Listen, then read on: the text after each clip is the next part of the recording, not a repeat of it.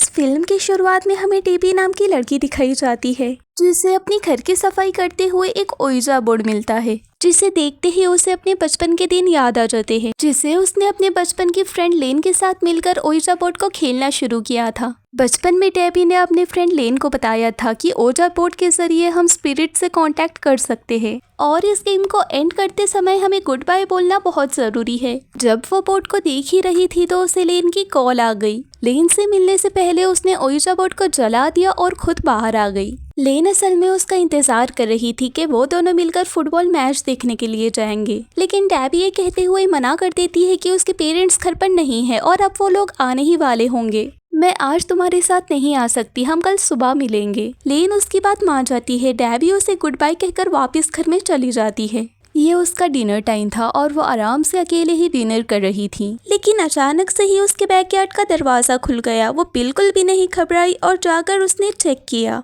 लेकिन वहाँ पर कोई भी नहीं था। जैसे ही वो बैकयार्ड का दरवाजा बंद करके कंफ्यूज्ड किचन में आई तो स्टोव भी जल रहा था। हालांकि उसे याद है जब वो यहाँ से गई तब हर चीज बंद थी। अभी डेबी ने स्टोव बंद ही किया, उसे ऊपर से कोई आवाज आने लगी। जब उसने अपने रूम में जाकर चेक किया तो उसे अपने बेड पर वही ओइजा बोर्ड अच्छी हालत में दिखा जिसे वो पहले जला चुकी थी। चलते हुए उसके पैर से ओइजा बोर्ड की पैंट टकरा जाती है, जिसे वो उठा के उसके लेंस में देखती है। तब हमें उसकी आंख बिल्कुल सफ़ेद दिखाई देती है, जिसका मतलब था कि उसे किसी ने पोसेस कर लिया है और वो अब एक नॉर्मल इंसान नहीं है। अब डेबी अपने रूम की फेरी लाइट्स उतार देती है और उसे अपने गर्दन के इर्द गिर्द बांध लेती है, जिसके बाद फर्स्ट फ्लोर से जंप करके खुद को फांसी देकर अपनी जान ले लेती है। सुबह होते ही हमें लेन को दिखाया जाता है, जिसे उसकी मम्मी ने शॉकिंग न्यूज़ दी थी कि उसकी फ्रेंड डेबी, जिससे वो रात ही मिलकर आई थी, अब वो इस दुनिया में नहीं रही। इसीलिए अब लेन के पेरेंट्स और डेबी के कुछ और फ्रेंड्स डेबी के पेरेंट्स के पास जाते हैं उनको हौसला देने के लिए। लेन बहुत ज्यादा परेशान होती है और वो डेबी की याद में डेबी के रूम में जाती है और तभी उसे ओइजा बोर्ड की पैंट दिखती है। तभी वहाँ डेबी की मदर आ जाती है और वो लेन को एक बॉक्स देती है जिसमें डेबी और लेन की बचपन की चीजें होती है, जिसे लेकर लेन घर आ जाती है। उसमें डेबी और लेन की कुछ पुरानी यादें थी, जैसे फोटोज, वीडियोस और फ्रेंडशिप बैंड्स। लेन पूरी रात ये सब देखकर डेबी को याद करती रही। अगले दिन लेन स्कूल जाकर अपने फ्रेंड से शेयर करती है कि डेबी के मरने के बाद भी मुझे ऐसा लग रहा है कि डेबी मरी नहीं और वो मेरे आसपास है।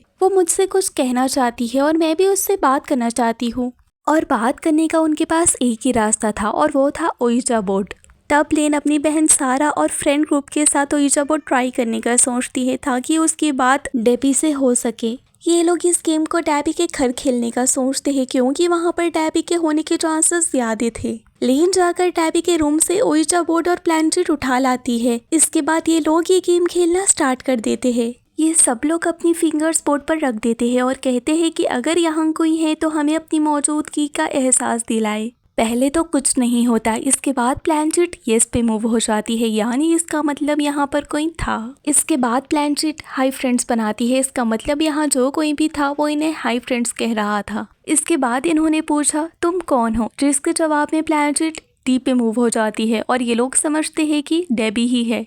इसके बाद ये लोग उसे डेबी समझकर अपने दिल की बात करना शुरू कर देते हैं। वो लोग कहते हैं कि डेबी हम तुम्हें बहुत मिस कर रहे हैं। इसके बाद ये लोग उसे गुड बाय कह देते हैं और प्लैनेट भी वापस गुड बाय पर आ जाता है, यानी वो सोल भी इन्हें गुड बाय कह रही थी। जैसे ही गुड बाय होता है घर की लाइट्स ऑफ हो जाती है और ये लोग हैरान हो जाते हैं कि एकदम से लाइट कैसे चली गई। अब लेन और उसके दो फ्रेंड्स मिलकर फ्लैशलाइट ऑन करके मेन स्विच चेक करने के लिए जाते हैं। लेन चलते हुए किचन के सामने से गुजर ही रही थी कि उसे स्टोव चलते हुए दिखाई दिया। अभी उसने स्टोव बंद ही किया, उसके सामने चलने वाला उसका दोस्त पीट जोर से चिल्लाया। जब सबने जाकर उसे पूछा कि तुमने क्यों चिल्लाया तो उसने कहा मैंने अभी मिरर में किसी का साया देखा और तभी मुझे किसी ने पीछे से धक्का दे दिया और मेरा हाथ शीशे पे लगकर मैं जख्मी हो गया। ये वाकये से सब लोग बहुत डर गए और घर के बाहर आ गए और सब अपने अपने घर चले गए। लेकिन इस दिन के बाद से सबके साथ कुछ न कुछ होना शुरू हो जाता है। जैसे इनका एक फ्रेंड ड्राइवर जो कहीं जा रहा था तो उसके सामने ट्रॉली आ गई और उसका एक्सीडेंट होते होते वो बच गया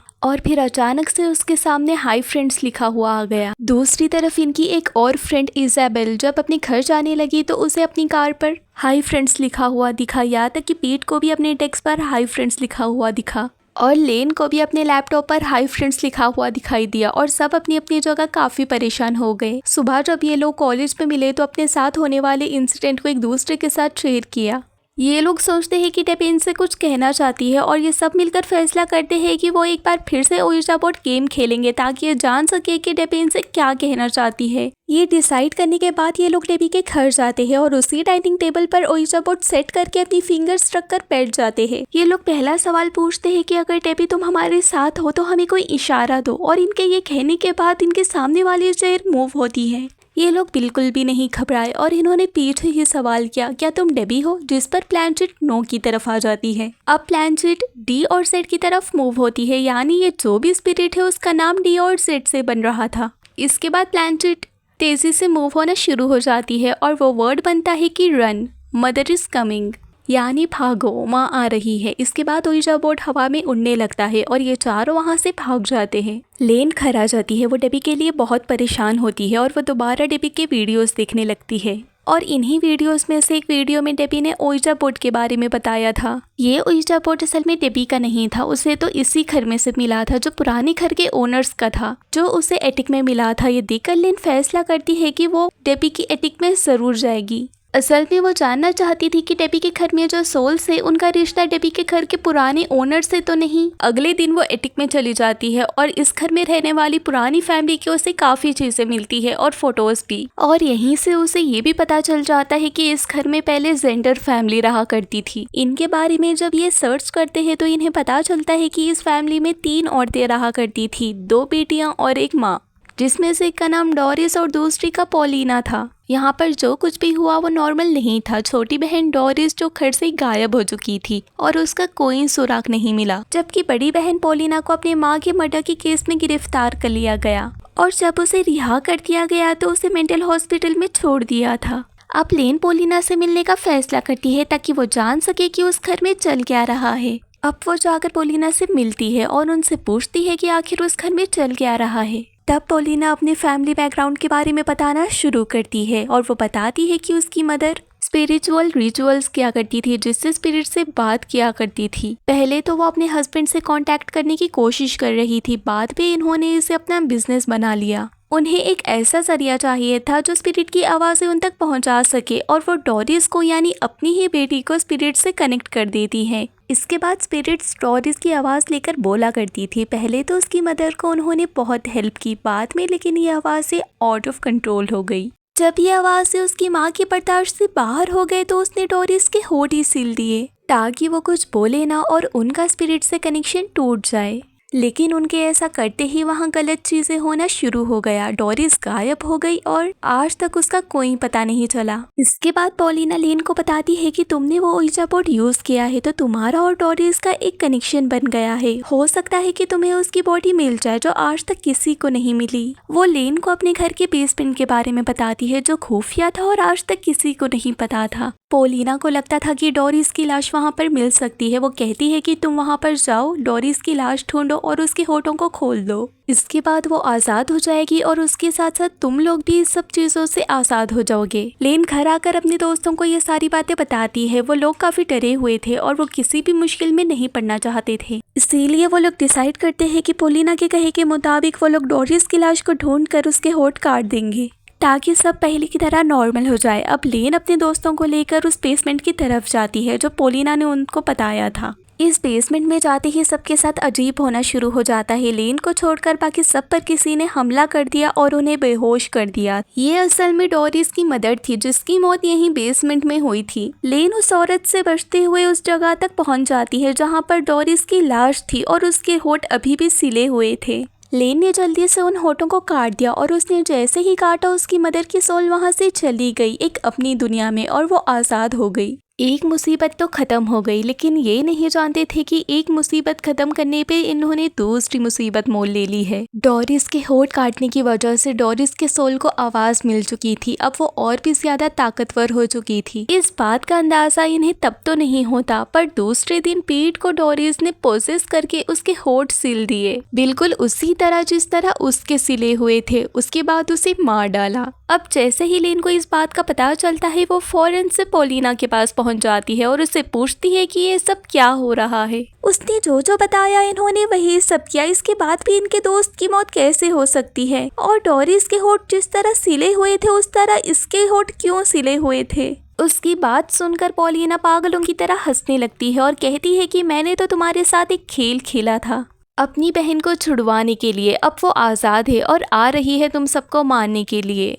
अब लेन बहुत परेशान हो जाती है। वो पूरी तरीके से फंस चुकी थी पॉलिना के जाल में। वो अपनी बहन सारा को ये सारी बातें बताती है और दोनों मिलकर अपनी ग्रैंड माँ के पास इसका हल पूछने के लिए चले जाते हैं। अब वो अपनी ग्रैंड मदर को पूरी स्टोरी बताते हैं कि ये सब कैसे स्टार्ट हुआ और ये लोग पॉलिना के जाल में कैसे फंसते चले गए और इनकी जान खतरे में है। अब ये इस सब से कैसे निकले। ग्रैंड माँ बताते हैं कि अगर ओइजा बोर्ड और डोरिस का कनेक्शन है तो ओइजा बोर्ड और डोरिस की लाश को एक साथ जला देने से ये सारे कनेक्शंस खत्म हो जाएंगे और तुम लोग आज़ाद हो जाओगे। दोबारा ये सब खत्म करने के लिए सारा, लेन और ट्राइवर तीनों एक मिशन पर निकल जाते हैं। ये लोग जैसे ही बेसमेंट में पहुंचते हैं अपना काम करने के लिए, जैसा ग्रैंड माँ ने इनसे कहा था, लेकिन यहाँ जाते ही डोरिस ने ड्राइवर को पोजेस्ट करके उसे जान से मार डाला, जिसके बारे में पहले लेन और सारा को कुछ पता नहीं था क्योंकि वो ओइजा बोर्ड को लेकर नीचे जा रहे थे और नीचे जाकर वो फर्नेस जलाने लगते हैं ताकि वो डोरिस की बॉडी और ओइजा बोर्ड को एक साथ जला सके।